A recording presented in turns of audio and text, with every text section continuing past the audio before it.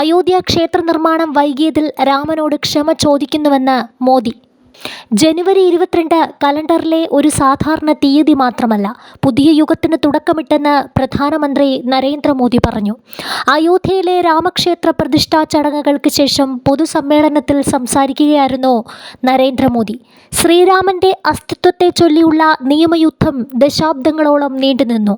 നീതി നടപ്പാക്കിയതിന് ഇന്ത്യയിലെ ജുഡീഷ്യറിയോട് നന്ദി പറയുന്നതായും മോദി കൂട്ടിച്ചേർത്തു.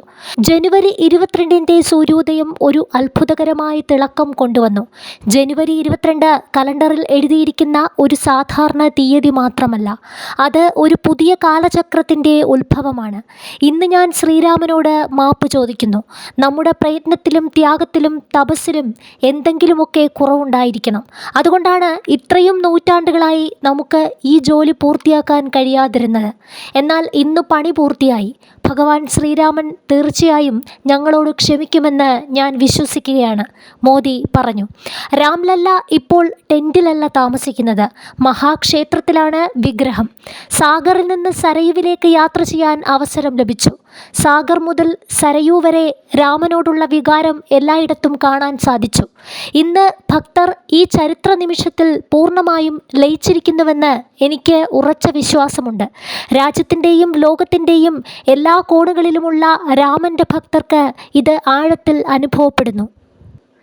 ഈ നിമിഷം ദൈവികമാണ്, എല്ലാറ്റിലും പവിത്രമാണ്, മോദി വ്യക്തമാക്കി.